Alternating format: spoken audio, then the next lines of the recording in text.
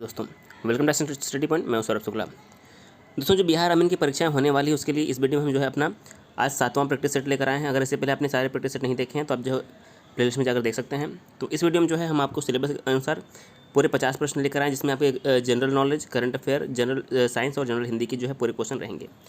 तो वीडियो काफ़ी इंपॉर्टेंट होने वाला है। 50 में से जो है कम से कम आपको जो है 35 से 40 के आसपास क्वेश्चन जो है सही करना है। अगर आप 35-40 प्रश्न सही करते हैं तो इसके मतलब आपकी तैयारी जो है काफ़ी अच्छी है। तो वीडियो में ज़रूर अंत तक बने रहिएगा। आप कितने प्रश्न सही कर पाते हैं कमेंट करके हमें ज़रूर बताइएगा। तो आइए शुरू करते हैं आज का वीडियो। देखिए, पहला प्रश्न क्या है कि भारतीय संविधान में नागरिकता के प्रावधान कब लागू हुए थे। तो भारतीय संविधान में जो नागरिकता के प्रावधान थे वह 1950 में ही लागू कर दिए गए थे, यानी कि संविधान के साथ साथ ही। तो सही आंसर क्या हो जाएगा, नागरिकता के प्रावधान जो है हमारे देश में ऑप्शन नंबर ए करेक्ट हो जाएगा। 1950 में लागू हुए थे, लेकिन इसमें बार बार जो है कई बार संशोधन हुआ, तो उसकी बात नहीं, लागू हुए थे 1950 में ही। दूसरा प्रश्न है, मार्क्स के अनुसार मूल्य का स्रोत क्या है। देखिए, जो कार्ल मार्क्स थे इनके अनुसार मूल्य का स्रोत क्या है।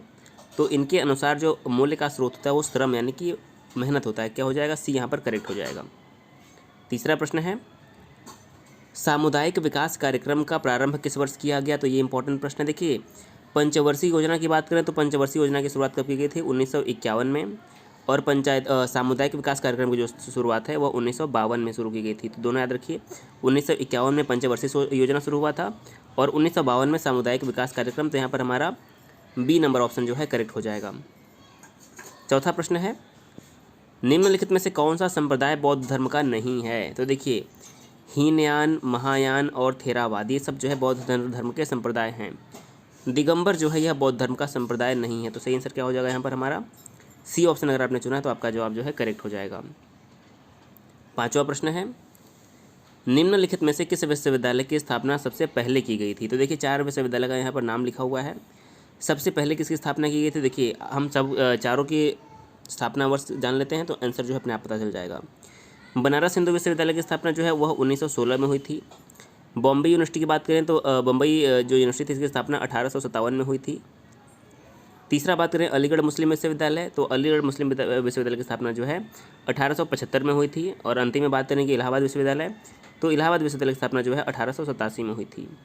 तो सबसे पहले हमारा क्या आ गया, सबसे पहले नंबर पर आता है बम्बई विश्वविद्यालय, दूसरे पे आता है दूसरे पे आता है हमारा अलीगढ़ मुस्लिम विश्वविद्यालय, तीसरे नंबर पर हमारा आएगा इलाहाबाद विश्वविद्यालय और चौथे नंबर पर हमारा आएगा बनारस हिंदू विश्वविद्यालय। तो सबसे पहले किसकी स्थापना हुई थी, बॉम्बे विश्वविद्यालय, जिसकी स्थापना हुई थी 1857 में। ये आपके लिए इंपॉर्टेंट है। तो यहाँ पर हमारा बी ऑप्शन जो है करेक्ट हो जाएगा। 6 नंबर प्रश्न है, तट आधारित इस्पात संयंत्र कहाँ पर स्थित है। तो तट आधारित जो इस्पात संयंत्र है ये हमारा विशाखापत्तनम में स्थित है। कहाँ पर, आंध्र प्रदेश के विशाखापत्तनम में। हमारे यहाँ पर सी ऑप्शन करेक्ट हो जाएगा।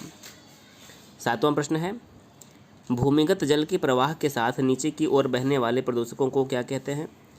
तो भूमिगत जल के प्रवाह के साथ नीचे की ओर जो बहते हैं प्रदूषक, भूमिगत जल के प्रवाह के साथ नीचे की ओर बहने वाले प्रदूषकों को क्या कहते हैं। तो भूमिगत जल के प्रवाह के साथ जो नीचे बहते हैं प्रदूषक उन्हें हम निक्षालक कहते हैं। ऑप्शन नंबर हमारे यहाँ पर ए जो है करेक्ट हो जाएगा। 8वां प्रश्न है, सारस कहाँ का राज्य पक्षी है।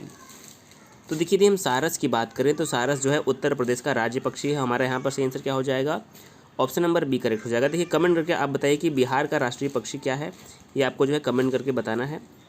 अगला प्रश्न है 9वां प्रश्न, शहीदी दिवस कब मनाया जाता है। तो देखिए, ये इंपॉर्टेंट प्रश्न है और जो शहीदी दिवस है ये प्रत्येक वर्ष 30 जनवरी को मनाया जाता है। सही आंसर क्या हो जाएगा, 30 जनवरी को शहीदी दिवस जो है मनाया जाता है। 10वां प्रश्न है, निम्नलिखित में से कौन सा एयरपोर्ट केवल घरेलू एयरपोर्ट है। पहला ऑप्शन क्या दिया है कि जो है डोबोलिन एयरपोर्ट गोवा वाला, श्रीनगर एयरपोर्ट, देवी अहिल्याबाई होलकर एयरपोर्ट, और इनमें से कोई नहीं। तो देखिए, इनमें से कोई भी घरेलू जो है एयरपोर्ट नहीं है, सभी अंतर्राष्ट्रीय हमारे यहाँ पर। तो हमारा डी ऑप्शन जो है करेक्ट हो जाएगा। 11वां प्रश्न है, ब्रिटिश भारत में पहला डाक टिकट कहाँ पर जारी किया गया था।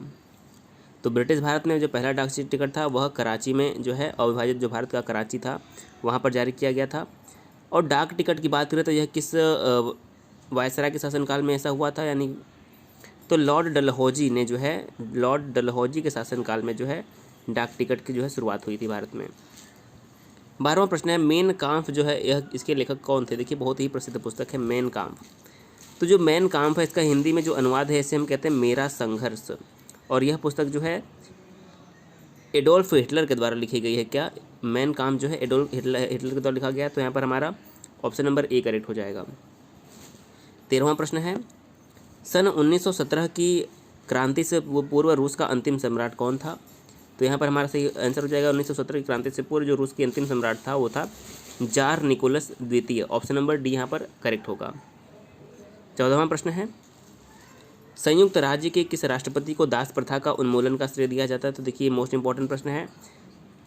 संयुक्त राज्य अमेरिका में दास प्रथा के जो उन्मूलन का श्रेय है वो अब्राहम लिंकन को दिया जाता है। यहाँ पर सही आंसर क्या हो जाएगा 14 नंबर का? अब्राहम लिंकन को जो है दास प्रथा के उन्मूलन का श्रेय दिया जाता है। बी ऑप्शन करेक्ट होगा। प्रसिद्ध मैग्ना कार्टा इंग्लैंड के किस राजा ने हस्ताक्षर किए थे? जो 1215 का मैग्ना कार्टा था, इस पर जो हस्ताक्षर किया था वो किंग जॉर्ज ने किया था। सी ऑप्शन हमारा करेक्ट हो जाएगा, किंग जॉन। अगला है 16वां प्रश्न, अंतर्राष्ट्रीय शांति बनाए रखने के लिए संयुक्त राष्ट्र का कौन सा अंग मुख्य रूप से उत्तरदायी है?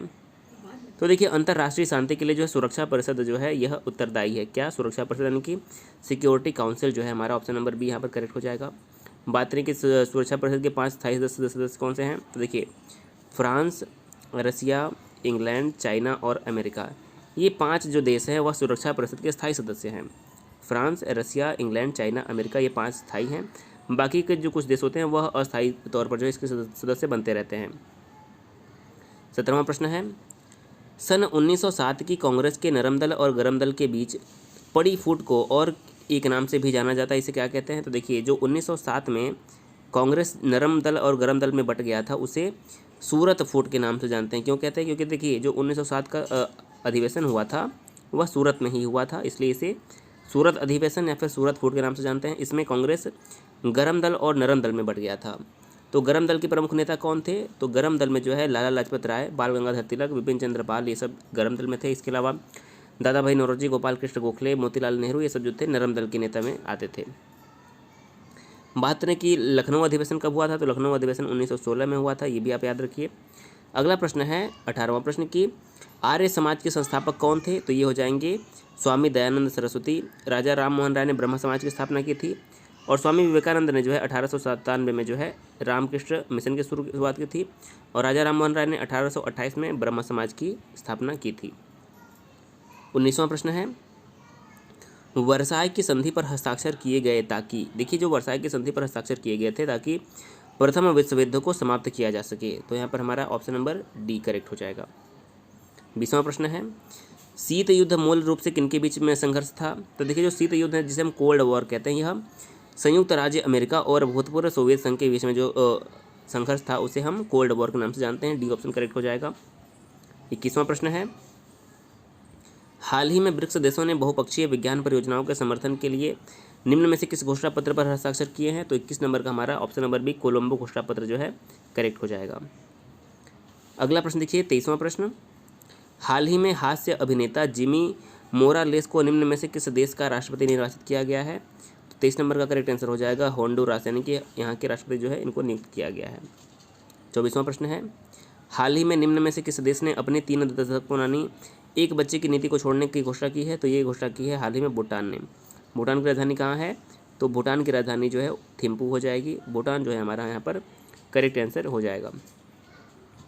25वां प्रश्न है, हाल ही में निम्न में से किस फिल्म फेस्टिवल में एंग्री इंडियन गॉडेस ने फिल्म पीपल चॉइस अवार्ड जीता है? पीपल चॉइस अवार्ड जीता है तो इंडियन गॉडेस ने कहाँ पर जीता है? तो ये जीता है कनाडा फिल्म फेस्टिवल में। कहाँ पर? Canada film festival. C option जो है करेक्ट हो जाएगा। 26वां प्रश्न है, हाल ही में निम्न में से किसकी अध्यक्षता में राष्ट्रीय निवेश और इंफ्रास्ट्रक्चर फंड की शासी परिषद का गठन किया गया है? तो ये जो है हाल ही में वित्त मंत्री की अध्यक्षता में, यानी कि वित्त मंत्री वर्तमान में कौन है? तो निर्मला सीतारमण जो है वर्तमान में देश की वित्त मंत्री हैं। रक्षा मंत्री कौन है? तो राजनाथ सिंह रक्षा मंत्री हैं। गृह मंत्री कौन है? तो ये अमित शाह गृह मंत्री हो जाएंगे। अगला प्रश्न 27वां है, हाल ही में दिवालियापन कानून सुधार समिति ने किस कंपनी के दिवालियापन के मामले को निम्न में से कितने दिन में सुलझाने की समय सीमा तय करने की सिफारिश की है? तो ये जो है 200 दिन की समय सीमा तय की है। ऑप्शन नंबर हमारा डी करेक्ट हो जाएगा। 28वां प्रश्न है, हाल ही में देश के बुनियादी उद्योगों में निम्न में से कितने फीसदी की वृद्धि दर्ज की गई है? तो 28 का हमारा ऑप्शन नंबर ए करेक्ट हो जाएगा। अगला प्रश्न है, हाल ही में भारतीय रिजर्व बैंक ने विदेशी संस्थागत निवेशकों या फिर पंजीकृत विदेशी पोर्टफोलियो निवेशकों को पोर्टफोलियो निवेश योजना के तहत डेन नेटवर्क लिमिटेड में चुकता पूंजी में निम्न में से कितनी फीसदी तक निवेश करने की अनुमति दे दी है? तो 30 नंबर का हमारे यहाँ पर 74% जो है करेक्ट हो जाएगा। 31 नंबर प्रश्न है कि घर के विद्युत परिपथ में सुरक्षा हेतु फ्यूज तार किस प्रकार का होना चाहिए? तो देखिए जो घर के सुरक्षा परिपथ में जो फ्यूज तार होना चाहिए वह उच्च प्रतिरोध और निम्न गलनांक का होना चाहिए। तो 31 नंबर का हमारे यहाँ पर डी आंसर जो है करेक्ट होगा। 32वां प्रश्न है कि हमारे सौर मंडल में कितने ग्रह हैं? तो देखिए जो हमारा सौर मंडल है उसमें ग्रहों की संख्या कितनी है? 8 हो जाएगी। कौन कौन से? देखिए मरकरी, वीनस, अर्थ, जुपिटर, सैटर्न, यूरेनस और नेपच्यून। गिन लीजिए 1 2 3 4 5 6 7। मरकरी, वीनस, अर्थ, जुपिटर, सैटर्न, यूरेनस, नेपच्यून।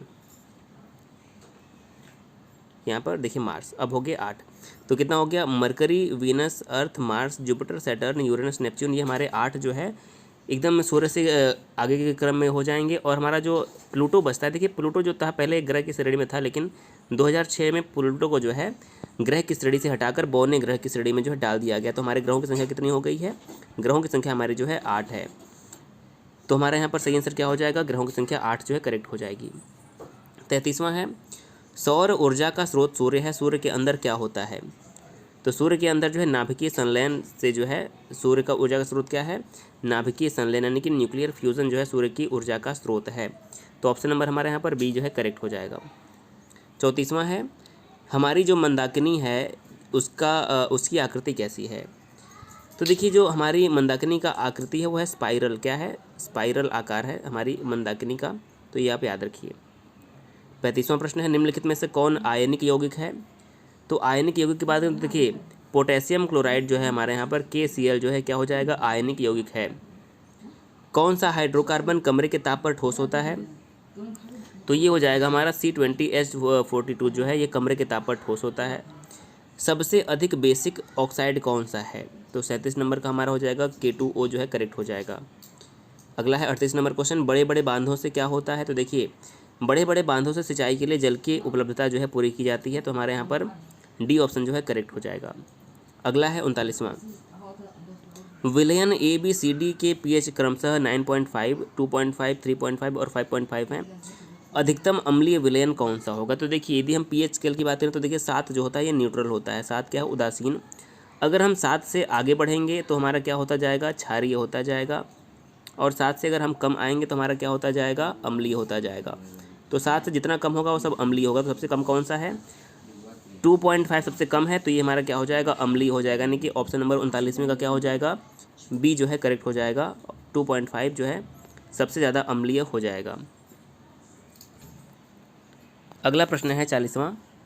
देखिए CuSO4 plus FeSO4 plus U इस अभिक्रिया में निम्नलिखित में से कौन अवकारक है? तो देखिए यहाँ पर हमारा जो CFe यानी कि आयरन, Fe किसका होता है हमारा संक्षिप्त रूप? तो ये आयरन यानी कि लोहा ये अवकारक हो जाएगा। अब देखिए प्रश्न में 41 में क्या लिखा है कि नीचे दिए गए वाक्यों में से त्रुटि वाले वाक्य के जिस भाग में त्रुटि हो उसके अनुरूप A, B या C चुनिए और यदि त्रुटिहीन हो तो D को चुनिए।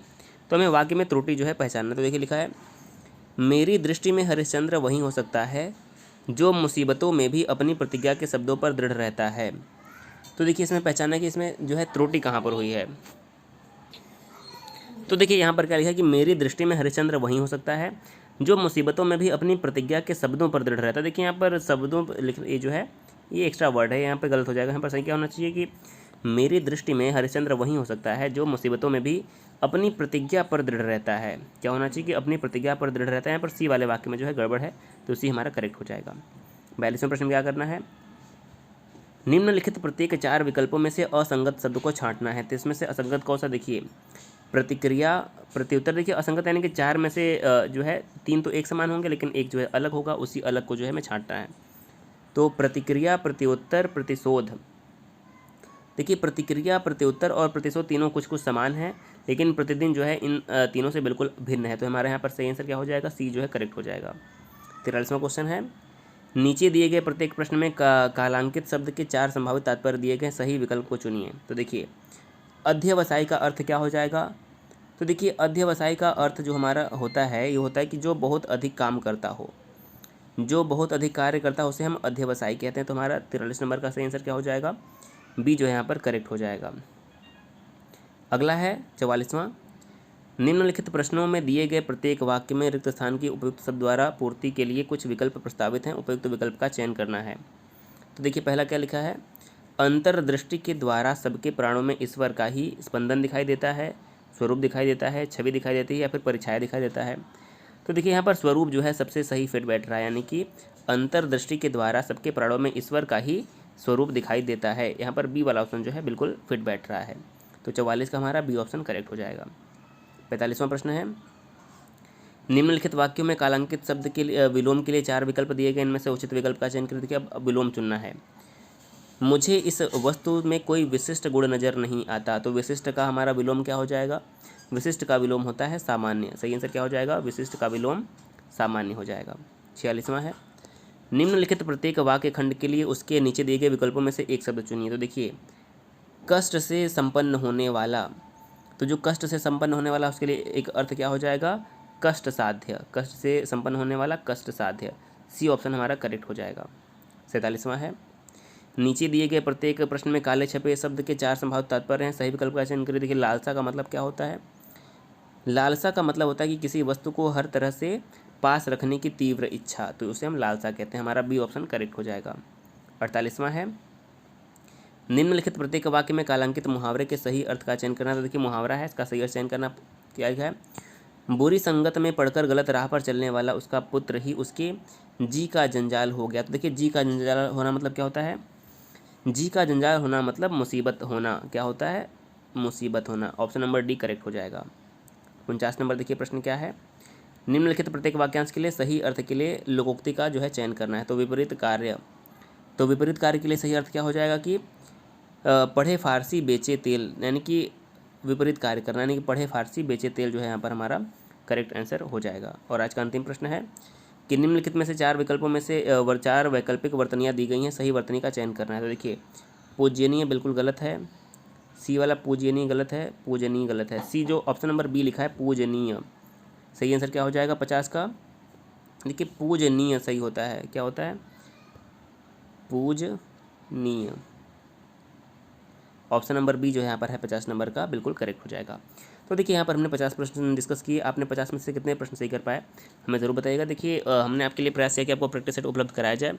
अगर आपको पसंद आया तो वीडियो को जरूर शेयर करिए, चैनल पर अगर आप पहली बार आए तो सब्सक्राइब करिए। हम आपको जो है सामान्य हिंदी करंट अफेयर की भी जो है प्रयास करें कि आपको करंट अफेयर कुछ अलग से वीडियो दिया जाए। आप अगर कमेंट करिए कि आपको करंट अफेयर अलग से ही, इसके अलावा बिहार जीके जो है कुछ स्पेशल भी जो है आपको दिया जाएगा एग्जाम से पहले। तो चैनल को जरूर सब्सक्राइब कर दीजिएगा। वीडियो देखने के लिए बहुत बहुत धन्यवाद।